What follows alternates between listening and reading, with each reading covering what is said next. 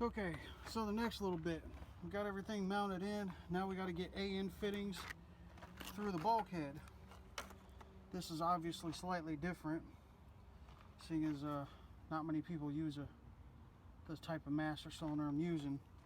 So I'm going to go through the bulkhead right here beside the clutch master. Now to do blind drill, what I've done is I've taken two of these was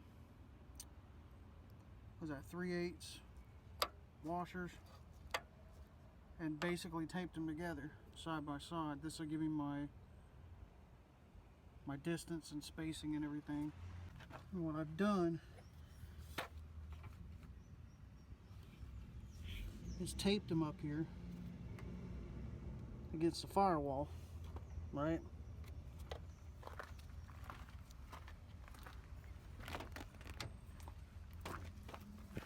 And then use that hole to line up where I'm going to drill. I used a Sharpie to mark that hole on these two flat washers. Then what I did is tape them on the inside, use that mark to make a complete circle, and then took a small drill bit and marked the holes. And you take these down and you're left with their holes where I'm going to drill through. So now I've got a couple of holes drilled. We're going to take these big washers, one on each side. I'm going to pop these things through, put a couple of nuts on them, and see what they look like. Now I know that hole in the middle is not going to get covered completely, so I'm going to have to make a panel for it. But this is just a test fit. And there you can see two bulkheads are through. Like I said, I'm going to make a patch panel, cover that little piece of that hole right there. But that's all she wrote for that. I gotta measure out some brake lines. So we're back. Made a little patch panel to cover up the hole right there. So we're gonna put this patch panel on and bolt these ANs in, and then hopefully start running some brake lines. There's the final install for the ANs. Here's the front. As you can see, cover plate covers up that hole.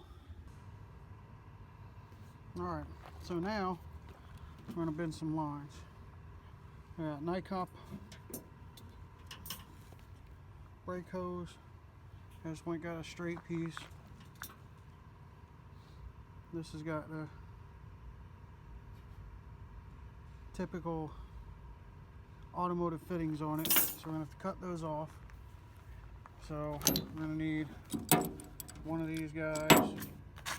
We got some AN 3s, tube nuts, and tube sleeves, and then our AN 37-degree flare tool. I'm going to try and show me doing this, but we'll see. I don't have a cameraman like ever.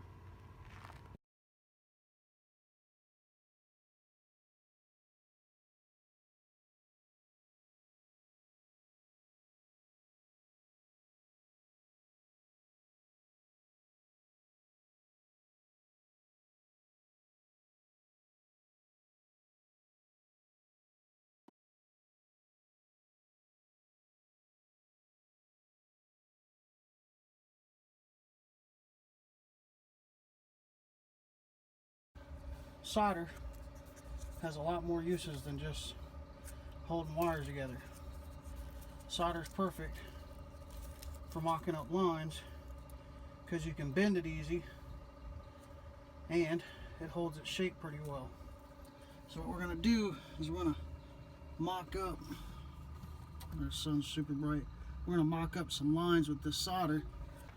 The perfect part about solder. You can get your bends done you got something to match it with. Well, I'm just going to kind of explain what I've been doing here. You take your benders, you set them up.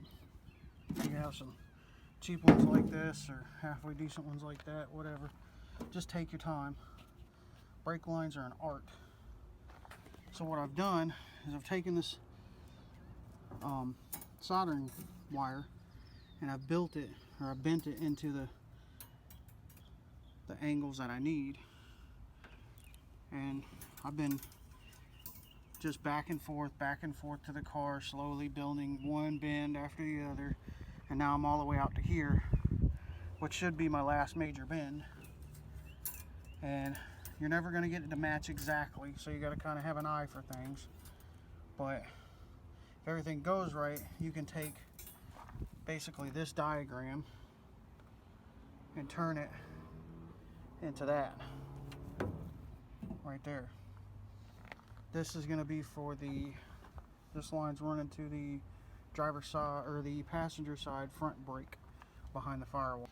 So once you have your line bent up, then we got to put the fitting on the end of this. We're going to have this little tube nut, or this little tube sleeve, and we're going to have the tube nut. You got to be really careful when you're doing this.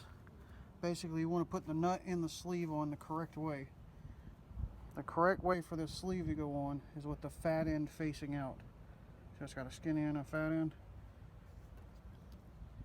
And then obviously the nut's pretty simple, threaded in and out.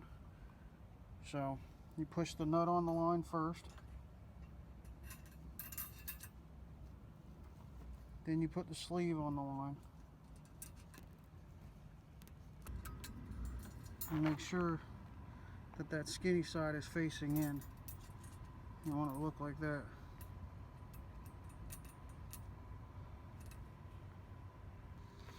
Then you're going to take your handy dandy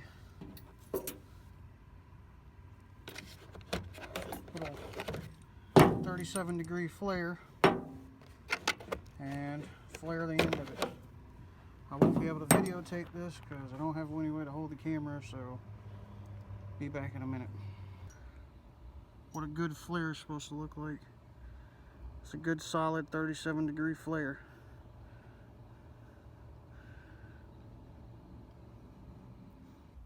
So that's the finished flare.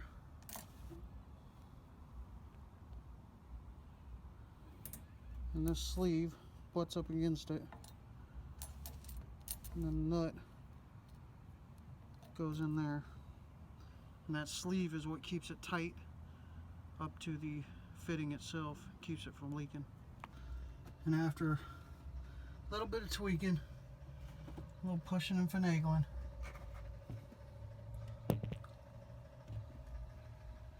brake lighting is in the car and stubbed, ready to be put in at the passenger wheel. One left, which is that top one, that's got to go to the driver front. But there's the passenger front.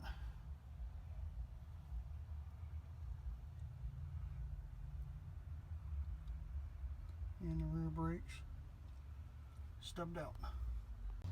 Brake lines are in and hooked up to the firewall.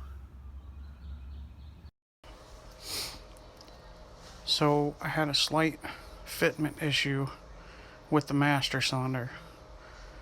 Basically, I had to massage part of the strut tower to allow enough room for the AN fitting to clear the strut tower. Fittings are through the bulkhead. Brake lines are hooked up. There's the front driver. They go all the way across. You see it right there. There's the passenger side front. This is the stub for the back brake. Last little bit for the brake system setup, at least for now. I got some stuff on order for the back brakes. Here's an old factory booster. Gonna put the dash bar back in, start getting ready for wiring harness. Hopefully that'll be the next video. More to come.